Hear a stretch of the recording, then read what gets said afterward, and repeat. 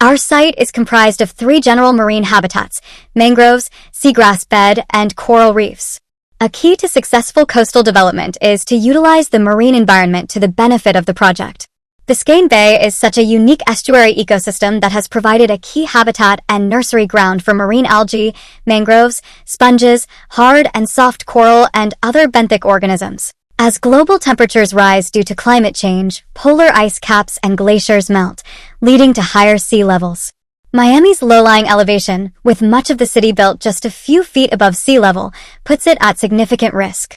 Sea level rise threatens coastal infrastructure, freshwater resources, and ecosystems, while also increasing the frequency and severity of flooding events.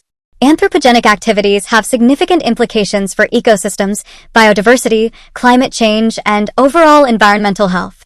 Understanding and mitigating anthropogenic impacts is a crucial aspect of environmental conservation and sustainability effort. We suggest large-scale synthetic land acting as a driver and vestibule for ecosystems of Miami.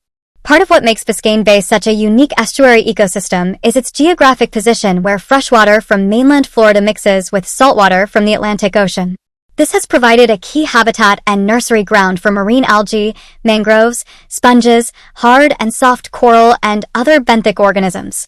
The initial benefit of having mangroves be our central point in our nursery is that this species is already native to our site and allows for on-site regeneration. In addition to that, mangrove forests stabilize the coastline by reducing erosion caused by storm surges, currents, waves, and tides. This is critical as our site is an island in a climate in which it is at risk of all of these things happening. Also, mangrove peat absorbs water during heavy rains and storm surge, reducing the chances of coastal flooding, which also provides further protection to our site. Mangroves provide nursery habitat for many commercial fish and shellfish, and thus contribute to the local abundance of seafood. Mangrove systems provide shelter to a range of wildlife species, including birds, deer, and honey bees.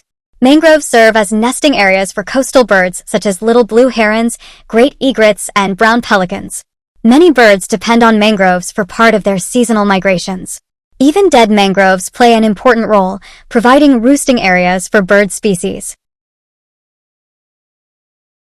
We propose a mangrove nursery as the primary program of our site, as with the current site conditions of this island already being occupied by mangroves, it gives convenience to our program.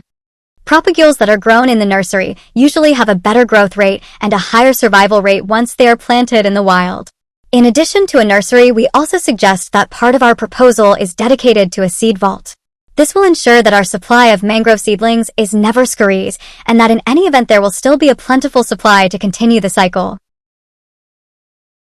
We are using urban architecture through means of infrastructure and synthetic ecosystems, reversing the effects of man-made changes to the environment by introducing a synthetic landscape that acts as a catalyst for biodiversity and ecosystem restoration.